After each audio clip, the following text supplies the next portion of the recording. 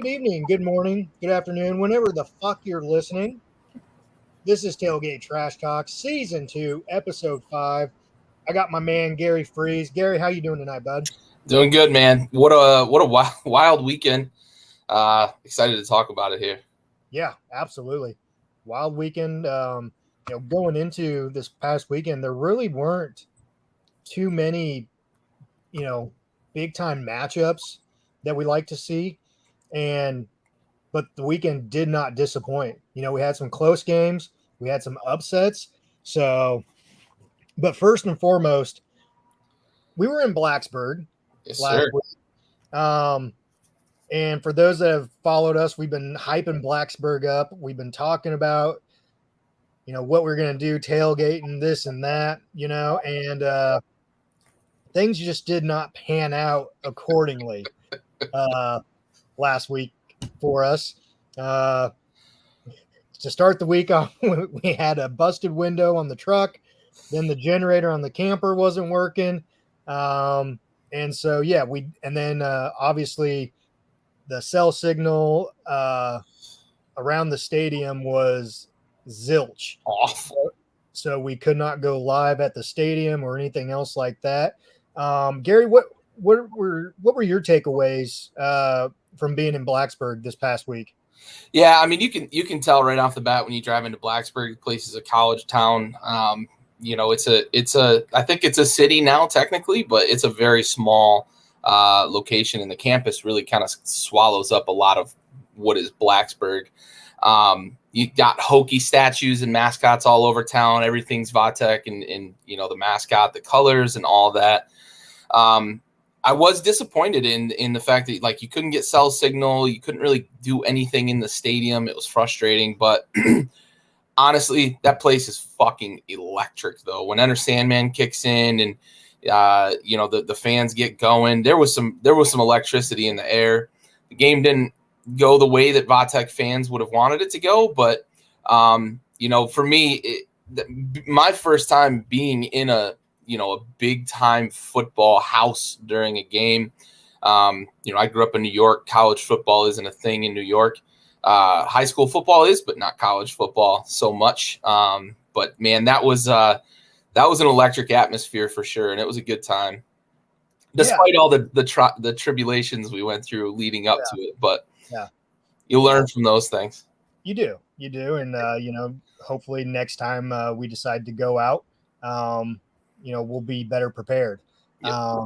But yeah, like you said, once Enter Sandman started, I was talking with you and then James, who was with us after the game when we were walking out, that it didn't seem like that hype was all there.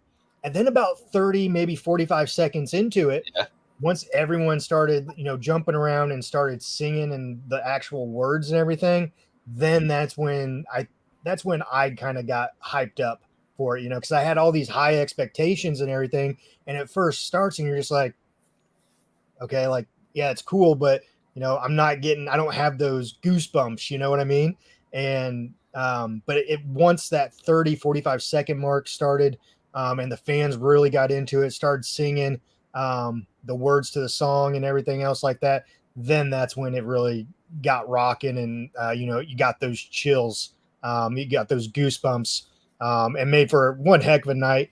Wind was blowing, it was chilly, but it was a good game for the most part until about midway through that third quarter. And then West Virginia just kind of took it away there. Shout out to West Virginia fans too. They traveled in pretty good numbers. That stadium was, it was pretty predominantly, burgundy or maroon and orange, but there was a lot of blue and gold in the stands. We had a couple in front of us, little inebriated, but they were having a good time. And there was especially one guy.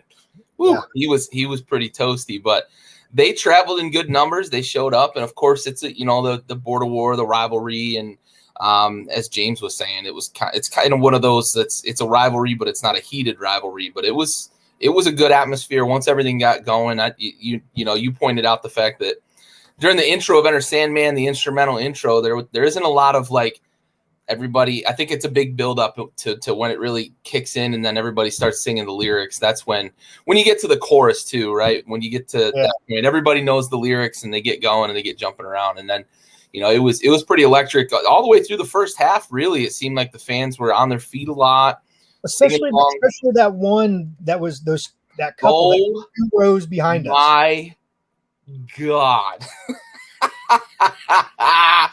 Yeah, that couple they were hyped, loud. They had so much energy. I don't know how either of them had voices left by the third quarter. They were absolutely just tearing it up. The guy in that of the couple, halfway through like the third quarter, he spilled beer on the lady that was in front of him. I felt bad for her. It's cold, it's windy, and then he spills beer on her. They were living their best life, and I know the the woman was she had a pitch. She was hitting a pitch that it was piercing. It was so crazy. She was like a banshee. If you for all of our followers and listeners, if you've ever seen Dumb and Dumber, one of the most annoying sound in the world, that was it. She was hitting it, man, for about a quarter and a half. Yeah, nonstop. It was crazy, but they were having fun. It was just she was hitting a pitch that really made it tough. But the other thing I found interesting about it too is like as James pointed out, the rivalry's not super heated. There were a lot of Vatech fans talking and kind of shooting the breeze and chopping it up a little bit with West Virginia fans. And you didn't see, sometimes you get these heated rivalries. You can see fans kind of getting out of control in the stands. There wasn't any of that there. So I thought it was pretty neat. It was interesting. There was some banter back and forth. It was neat walking up to the stadium and seeing some of the frat and sorority houses or the apartments, and they had some signs out front, kind of poking jabs at West Virginia. So it was pretty neat, and it didn't get out of control. As sometimes when it's a heated rivalry, sometimes those things can get a little out of control. Yeah, absolutely. Sorry, I'm trying to find the baseball game here. You're good, bud. No, real good sportsmanship. It seemed like on both sides of everything, and kudos to James for taking us around campus. Oh yeah. For the 2.5-3 miles that we walked. That day. What did we hit? I think I hit like 35,000 steps on my Fitbit that day. So it was a trek. We had a lot of fun. That is a sprawling campus. There's a lot of walking you can do on that campus. Yep, absolutely. Absolutely. So all right. Let's get into a little review of last week here. Gary, you want to go ahead and start us off here?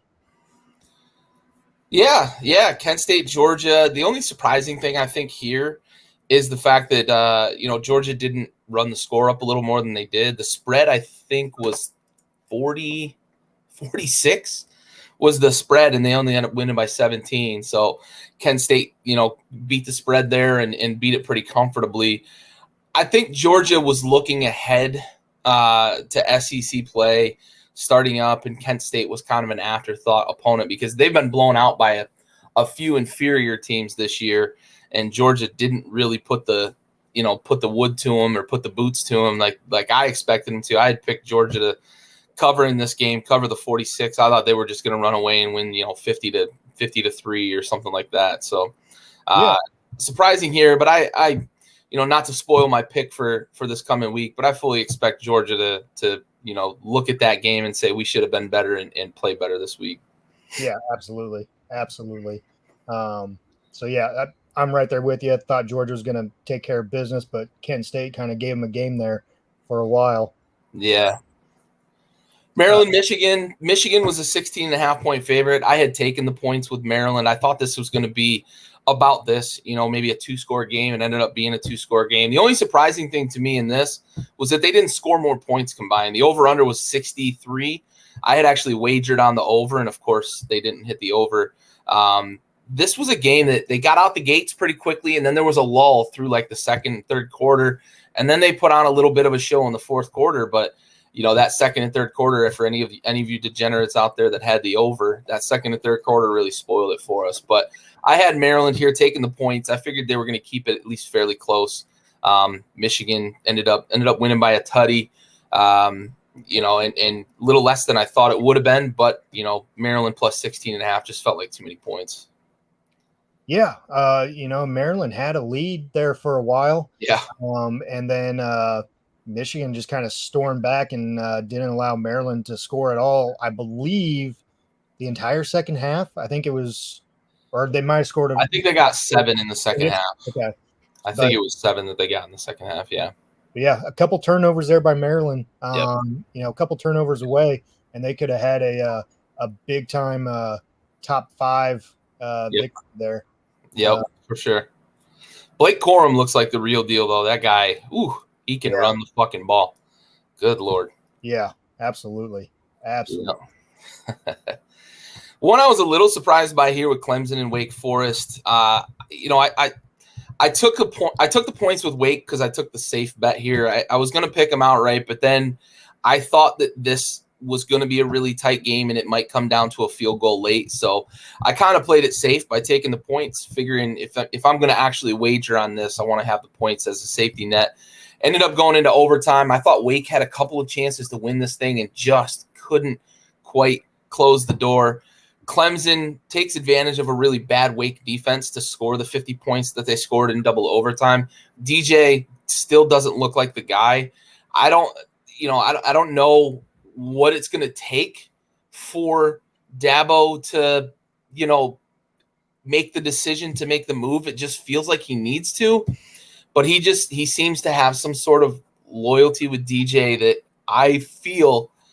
And if I'm a Clemson fan, I probably fear that allegiance with DJ might possibly cost them a playoff spot if they drop a game they really shouldn't drop. They got a tough matchup this weekend. Clemson, I think any team in the ACC, with the way the ACC is kind of falling here, with Miami falling off the map, Pitt's not quite what they, the preseason number that they got. Any team in the ACC that has playoff hopes, I think they have to run the table. Clemson might be the only team that can survive a loss because they were in the top 4, in the preseason polls. But man, you can't drop a game, and DJ at times, that offense is just stuck in mud with him at quarterback. I agree with you. I totally agree with you. We've been hard on DJ all season long, and Dabo sees something in him that's why he hasn't lost. I get that, and he had a good game, okay, but he hasn't been consistent at all. If he can be consistent this week against a good NC State team, then maybe we'll think differently. But he hasn't had that consistency at all, throughout his playing career so far, that he's been the starting quarterback. So I'm still not sold on DJ here. Yeah, I think you're right. And a bright spot here for Wake especially is Sam Hartman looks good. One, he's healthy, of course. That's the biggest concern, right, with the health scare that he had, in the offseason. But he looks good, and that offense is going to score points. They've got to find a way to make a fucking stop on defense, though. Yeah, absolutely.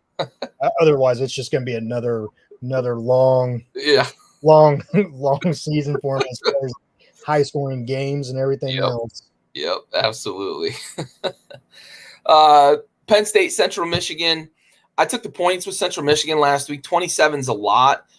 Penn State, I don't know how many teams they're going to actually blow out this year like that. And 27's a lot of points. Central Michigan kept it fairly close for a while, and then Penn State started to pull away.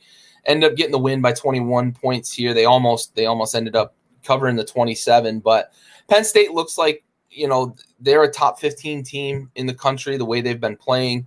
I didn't think that we were going to see this good of a Penn State team in the preseason, but they have a veteran quarterback who's leading that offense, and they're just kind of plodding along. They're consistent. They can run the ball really well, and their defense is playing better than they have in recent years. So they may sneak up and scare some people in the Big Ten. I don't know if they've got the horses to stick with an Ohio State, but Michigan should probably keep its head on a swivel when they play Penn State this year. Yeah, this is how Penn State always does. They start the season off pretty strong. I think they're 4-0 for the 5th, 6th straight year in a row or something like that. A lot of cupcakes in that out of conference schedule. Yeah. Yep. But then after that, then it's like, okay, they lose a close one to somebody ranked. And then after that, then it's, they lose a game to someone that they shouldn't have. Yep. And so, yeah, it'd be interesting to see,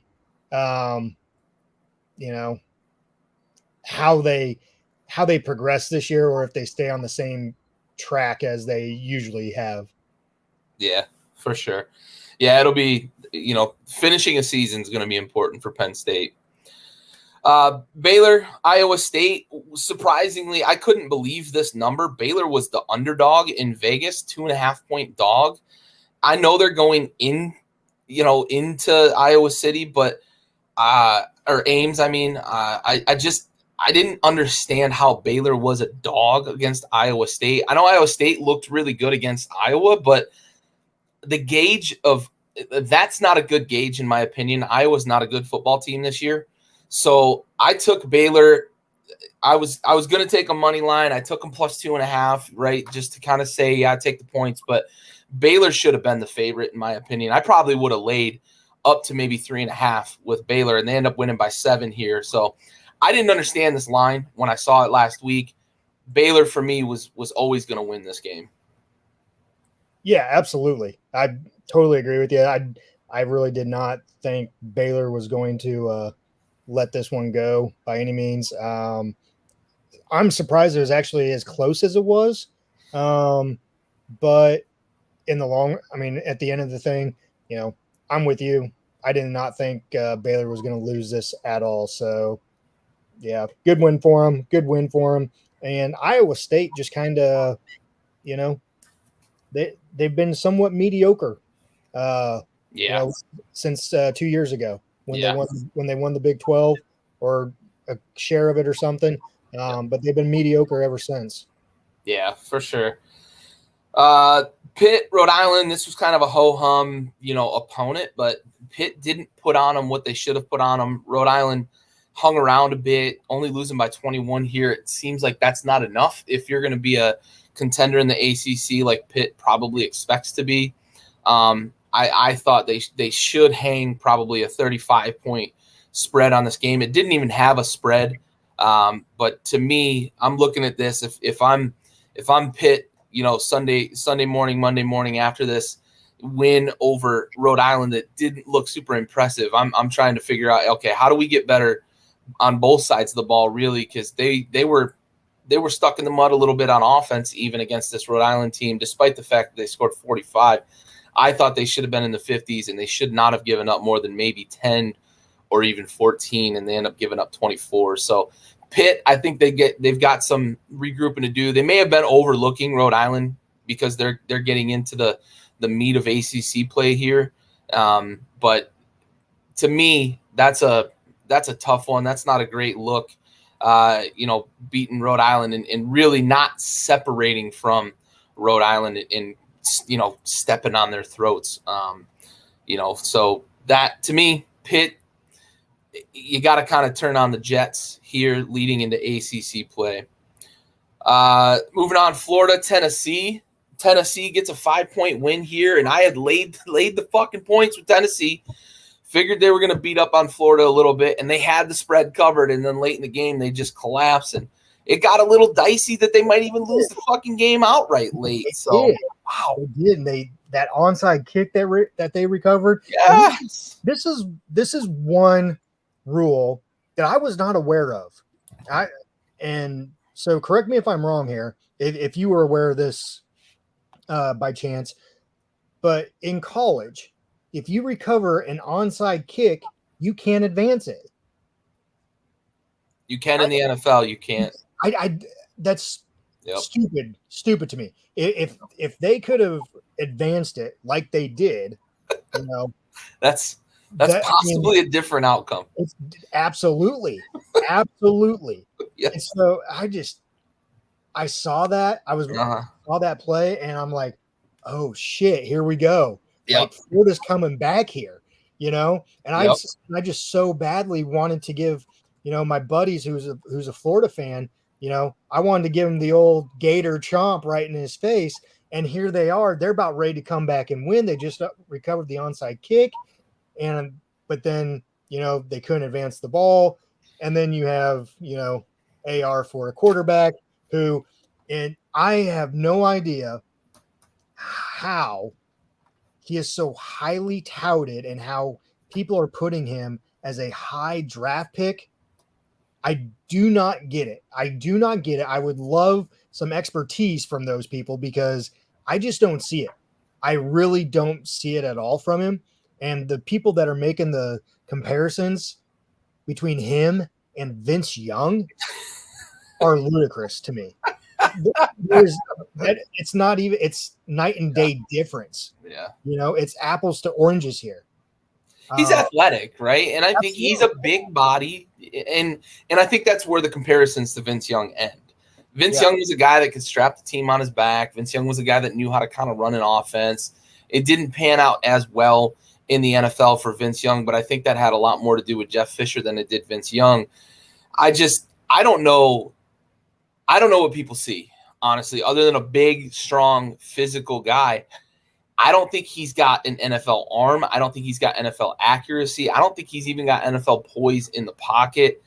I don't get how he's going to be. Like Todd McShay had him as like his third best quarterback prospect. I can name probably 6 guys coming out of this class that I would take way before I would take Anthony Richardson.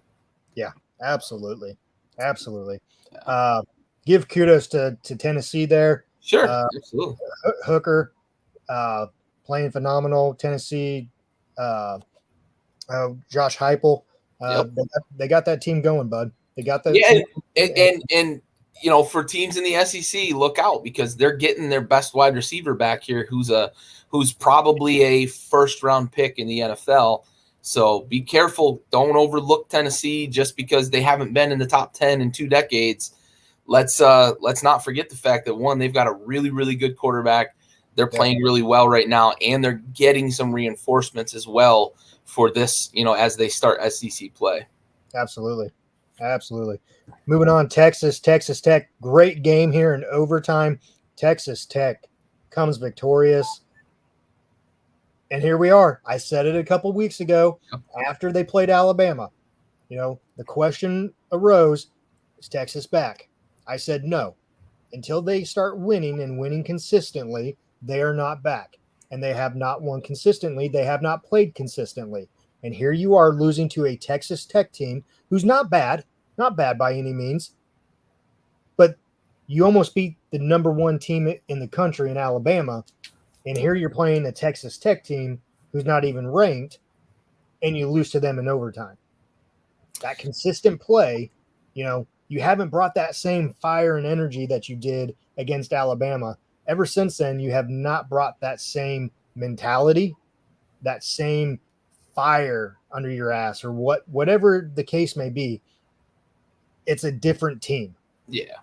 And not rightfully so here.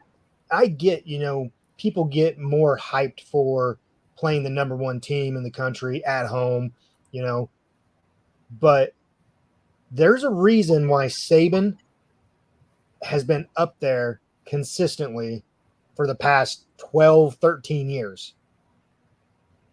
They're consistent. They don't play down to their opponents. Yeah. And if they do, like Alabama did against Texas, they win by 50 the next week. Saban's you're gonna know it because So Not happy. yeah, you're going to have a tough week of practice. And, and I think Sark has him on the right track, but still no consistency. It's pretty clear from this game too that they miss. Yeah. It's pretty clear that they miss Quinn Ewers pretty badly too. Yeah.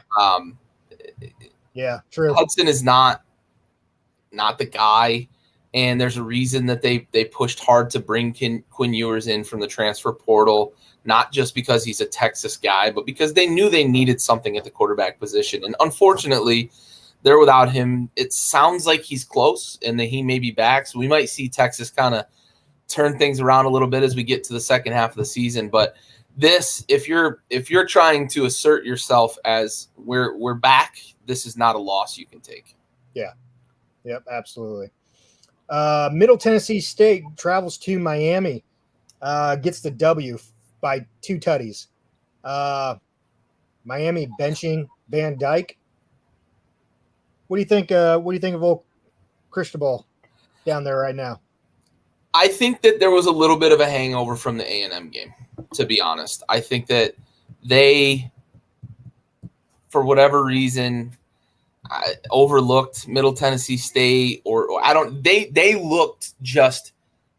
They were out of sorts the whole game. Van Dyke looked like shit. Cristobal is going to have to learn from this and understand that every week has to be treated the same way. You can't just, hey, we're going to go through the motions and we're going to beat up on Middle Tennessee State because you get beat by 2 tutties in Coral Gables. Got those fucking cheeks clapped by the fucking Middle Tennessee State Raiders. Like, does anybody even know that the Raiders is their mascot? Because, like, no, I don't think anybody knows. Yeah. Because it's Middle fucking Tennessee State. But that's a bad loss for the program, and that's a really bad look for a first-year head coach that was supposed to be the savior down there in Miami. I like the guy. I don't want to bag on him too much, but that's a bad loss. You can't take that loss. I agree. Moving on, Oregon travels to Washington State. 44-41. Oregon comes out victorious, but a lot closer than I think we all anticipated here. Yeah, I laid the points with Oregon, 6.5. I thought they'd win by at least a tutty. I thought they probably were going to win by a couple tutties. Yeah. I don't think anybody wants to play Washington State right now because they've played a lot of really close games against some decent teams. So I don't know that anybody wants to play Washington State right now. Yeah. Yep. Yeah. I mean, Conference USA for sure, right? But, like, not many people probably would be able to just spout off, I know a lot about Middle Tennessee State. Roadrunners. Yeah. Go Roadrunners. We got you, Aaron. We got them Roadrunners for you, bud. Ole Miss, Tulsa, a little bit closer than anticipated here, too. Yeah. 35-27. Yeah. And I think the best part of it is, Lane and his social media, pretty much bashing on the fans, not showing up to games and, wanting to get drunk out at wherever, this and that. And, I love it. I love it. I'm incredibly surprised that down in the heart of SEC country that they're not filling that stadium with rabid fans every week, no matter who they play. This wouldn't happen in Tuscaloosa. This wouldn't happen in Baton Rouge. Like, this is. I understand what Lane is saying here. Well, so here's the thing, though, too. So I'm living here in South Carolina. South Carolina has sold out every single game. Every single game. And they ain't been good in a while. They haven't been good in a while. But there's a lot of hype about Beamer Ball. Oh, yeah, for sure. For sure. And even last week against whoever they play, I can't remember. It was close first quarter, and then they just steamrolled them. Okay. This week, they got a Thursday night game, against SC State. Game sold out. Yeah. The game sold out. Yep. Like, come on, Ole Miss. Yeah. Do better. Yeah. Do better. For sure. Kentucky, Northern Illinois, 31-23 Kentucky. Another close ball game here. They almost slept their way to a bad loss. Yep. They almost slept their way to a bad loss. Talent took over late in this game, and they were able to kind of put Northern Illinois away, sort of. They never really fully put them away, but this was one I thought Kentucky was going to run away with it. I think that the big matchup this week for Kentucky, maybe they were looking past Northern Illinois. Yeah. Got a little surprised by the fact that Northern Illinois wasn't just going to lay down and take a beating. Kentucky's fortunate that they got out of that one with a win. If they go and win this big matchup this week, then you take a sigh of relief and you say, okay, we're good. We looked past Northern Illinois. We survived. We got the win here in the beginning of SEC play. But that almost became a very bad loss. Yep, absolutely. Absolutely.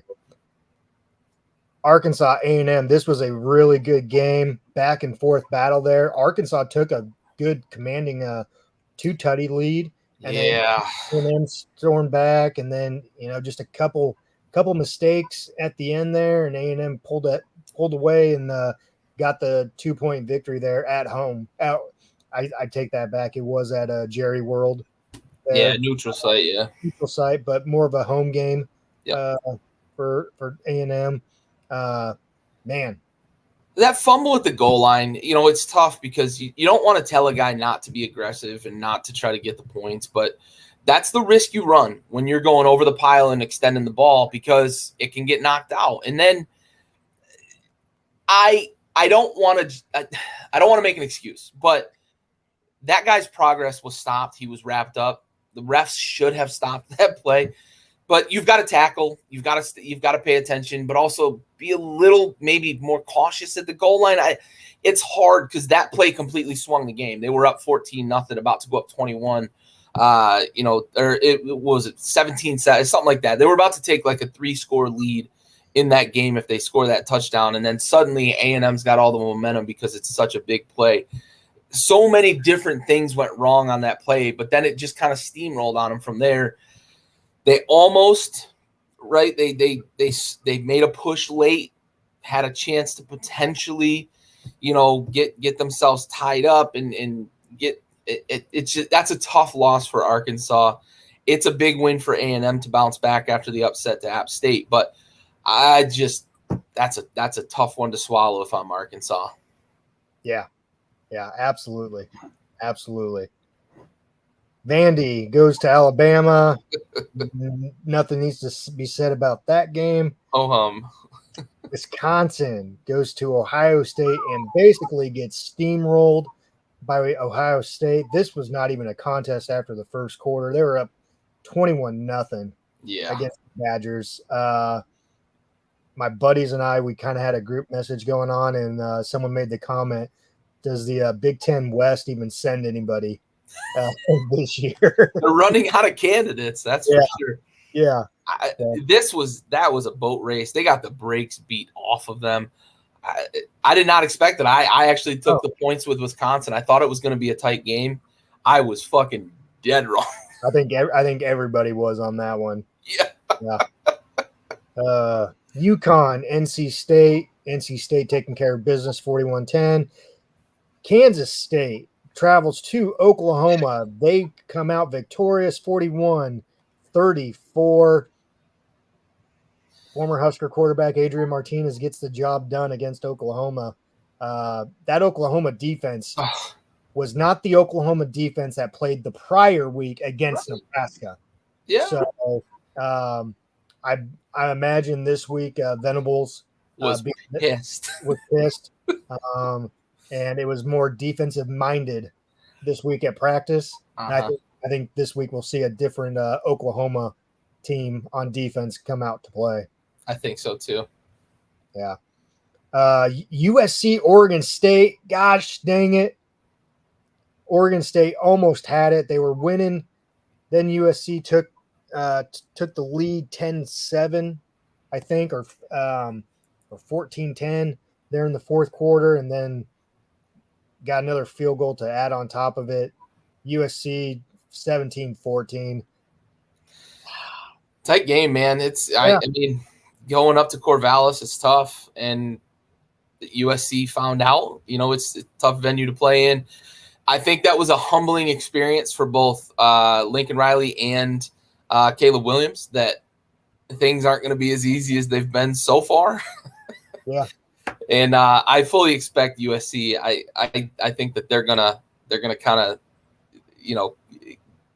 dust it off and probably recover and wake up this week and play a much better game offensively, especially. Yeah, for sure. Wyoming travels to BYU 38-24. A closer game, but I think everyone had picked BYU on that one. Yep. Utah, Arizona State 34-13. Utah going into Arizona State with an interim head coach after the firing of Herm Edwards. No surprise there. And then Stanford, Washington, the Huskies 40-22. Not really a shocker on that one, the way Washington has been playing as well. Yeah, that offense is humming. Yeah, for sure. All right, let's take a quick 30-second sponsor break, and we will come back for our preview for the top 25 matchups. Our break is brought to you by PocketPairClub.com. Pocket Pair Club, club number 26881.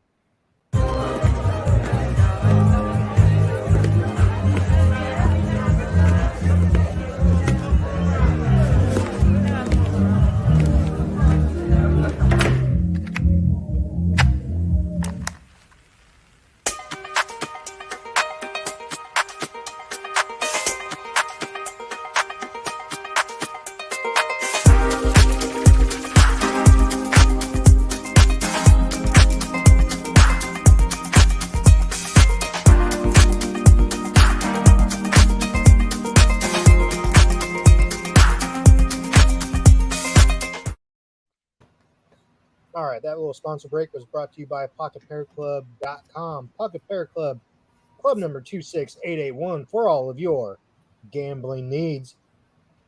All right, Gary, let's get into the top 25 for this week matchups. We got Thursday game. Yeah. Utah State. I love this week. We got some Thursday games. A couple more because of the Hurricane Ian. So we got a couple more Thursday games than usual. We got a Friday game, and then we have Saturday, and we have Sunday. Yes, sir. Full weekend. Full weekend. I love it. Yeah, and NFL this week starts at 9:30, so it's literally a full weekend of football. Yeah, got that London game in the NFL. Yeah. All right. BYU, Utah State. BYU 24.5 point favorite. I'm guessing you got BYU and the points. Yeah, I'm going to lay the points. Utah State doesn't look good. They got boat raced by a couple of teams this year, and I think BYU is going to do the same. Yeah. Yep, I agree. Washington, UCLA, Friday. Late game on Friday. This 10:30. Yeah. 10:30. West Coast. Yeah. Washington, 3-point favorite. That's surprising. A little bit, but UCLA is undefeated, and they've looked pretty good offensively. I'm actually going to take the UCLA money line here. I'm going to take UCLA straight to win this game. They're at home. To me, that's going to make the difference in this game. I think both offenses are pretty high-powered.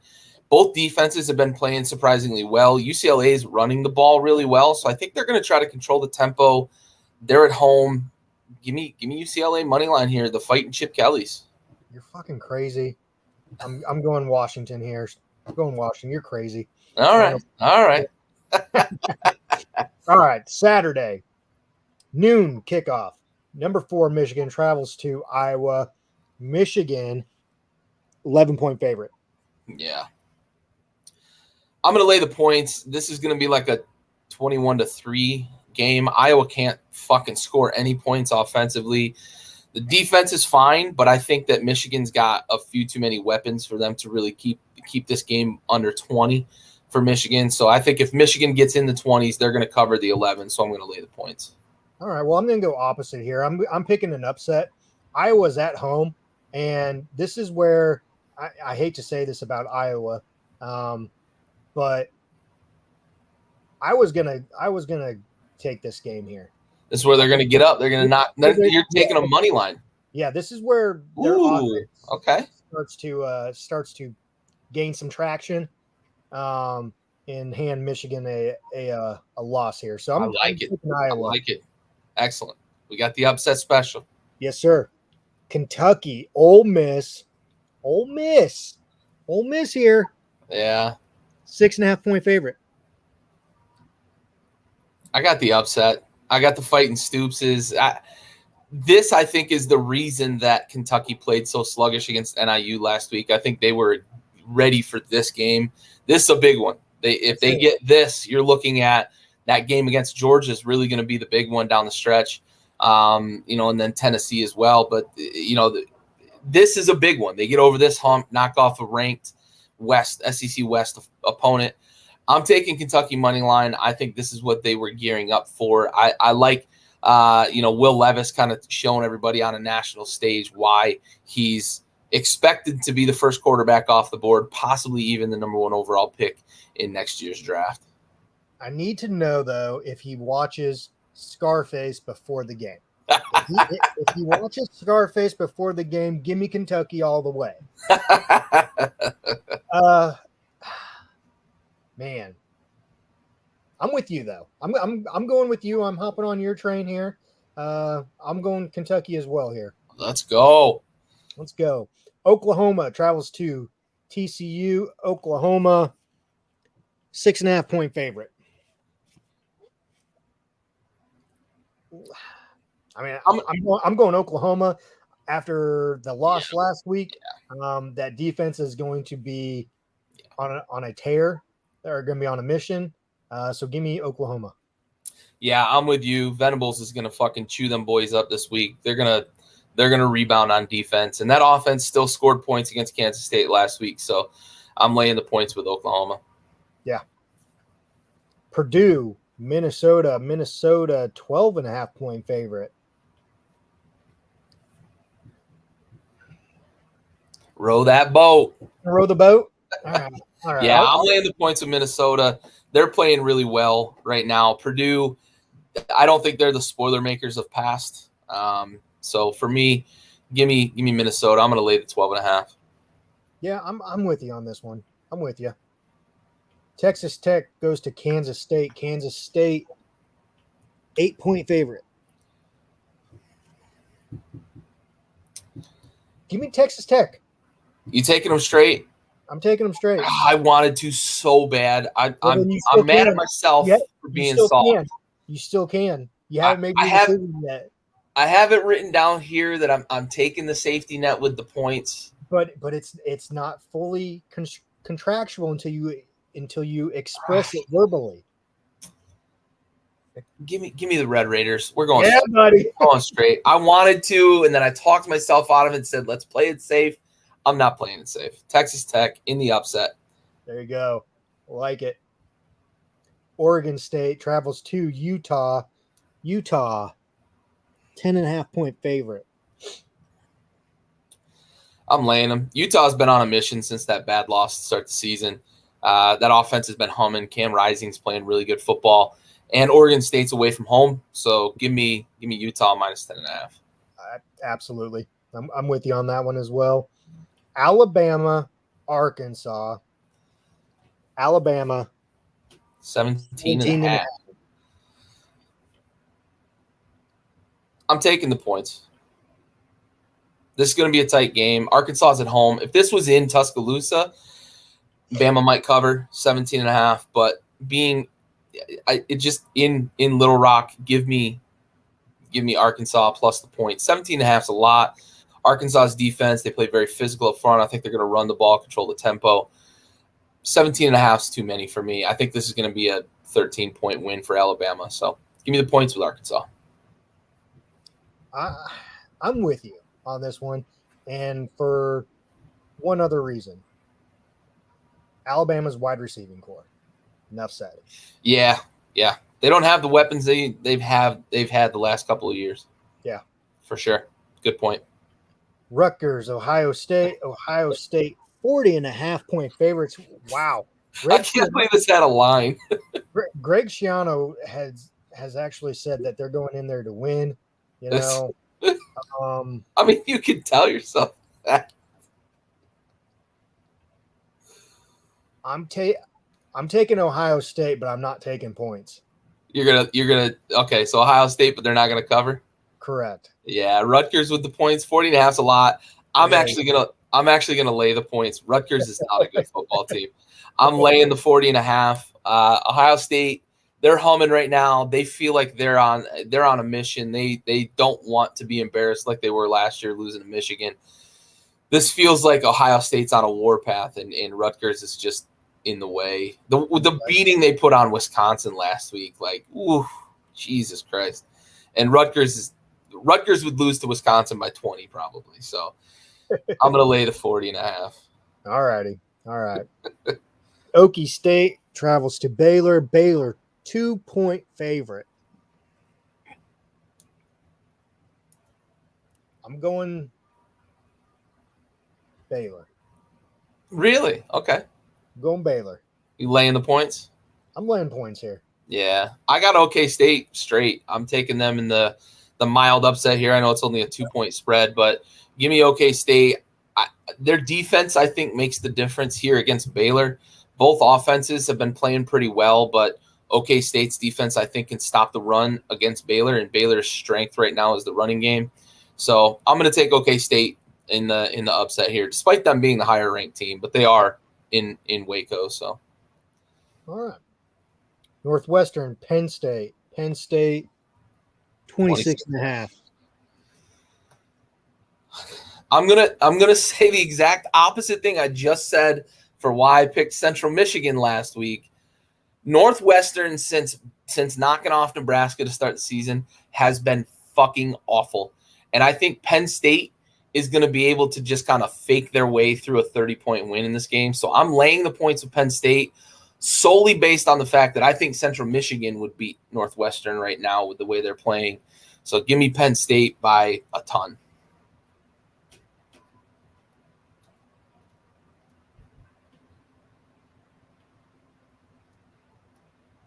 I'll go with you. I'll go with you on it. You wanted to go the other way, though. I did, but I'll go with you. Wake Forest travels to Florida State. 7. A tud favorite here. Does this number make sense to you? No, it doesn't. No. There's like, to me, how the fuck is Florida State a 7-point favorite? They don't look very good in their wins. Not to spoil it, but yeah, I'm taking Wake. I'm taking Wake straight. I'm with you. This line makes this much sense. I don't understand it. Yes, they're home. Yes, Wake is coming off a loss to Clemson, an emotional loss, but that Wake offense, they're probably going to put up 45 or so against this Florida State defense that had trouble stopping Louisville. Yeah, I'm with you. I'm taking Wake here. Yeah. Texas A&M goes to Mississippi State. Mississippi State, 3.5-point favorite. I like this one. I like it. Give me Coach Leach. Give it to me. I like Mississippi State to win the game, but I think it's going to be by a field goal. So I'm going to take the points with Texas A&M if I'm wagering. But Mississippi State's going to win this game. It's going to be by a field goal. Yeah, go Wake for sure. That offense is fun to watch, man. Sam Hartman, he's fun to watch. I think he's going to end up somewhere in the NFL where he's going to be in a wide open offense and have a lot of fun. Yep. Georgia, Missouri. Georgia, 28-point favorites. I'm surprised it's only 28 against Missouri. I had the exact same thought when I looked at it. Like, I probably, in this game, coming off of what Georgia did last week too, I probably lay up to 40 against Missouri with Georgia. Georgia's going to be motivated to bounce back from that loss or that close win over Kent State. I think they're down to number 2 this week, right? Or no, they're number 2 in one of the polls, still number 1 in the other. Yeah. Georgia's going to be looking to bounce back here. Missouri's about to get the fucking treatment that teams get from Saban after close games and losses. This is going to be ugly, I think. Georgia might cover by the halftime. I agree. NC State, Clemson. Clemson, 6.5-point favorite. I don't like what I've seen the last 2 weeks from NC State. And for that reason, I talked myself out of taking them straight to win this game.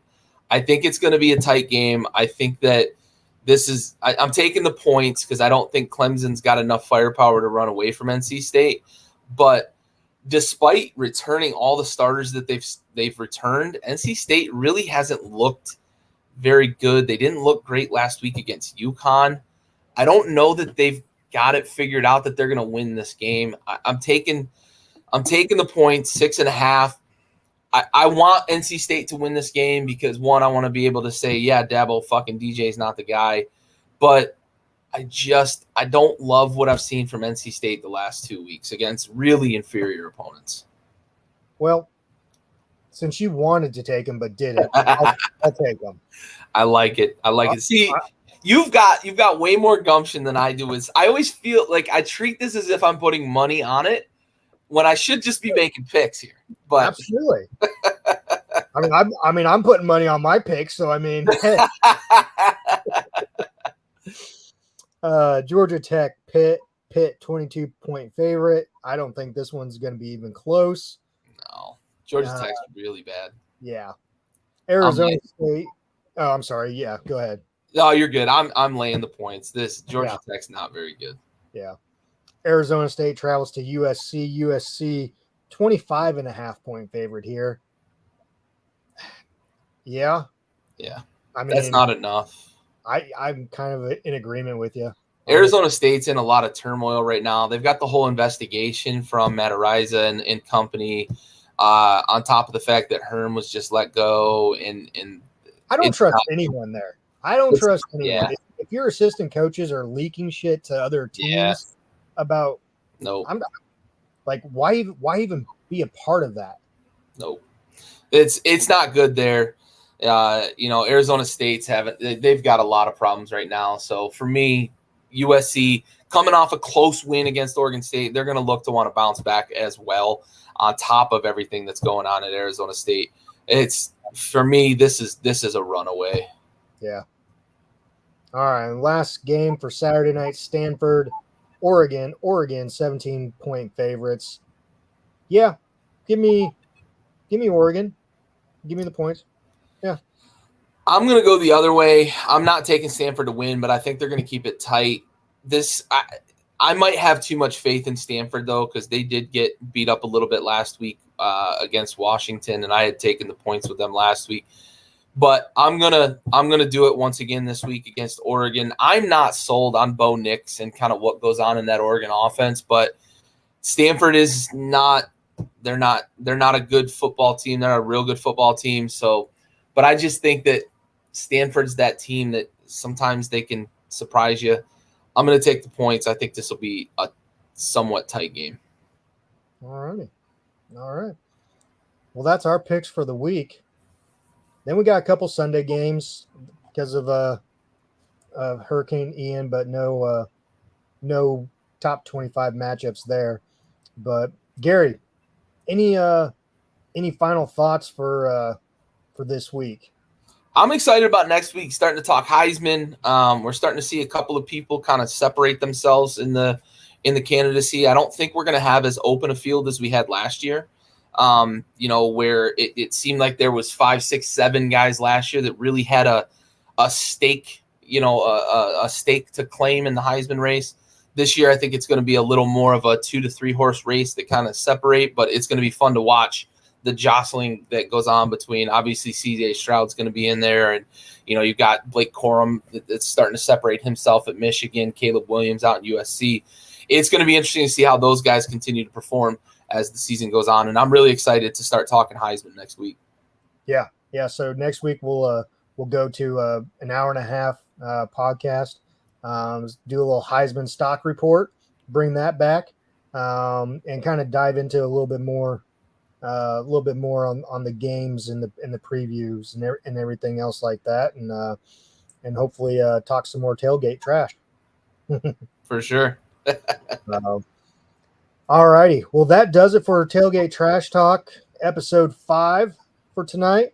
You can catch Gary and I here in about 4 or 5 minutes on Rosenbaggers. But until then, Gary, another great week of college football coming at us, bud. Yes, sir. All righty. We will see you guys next week.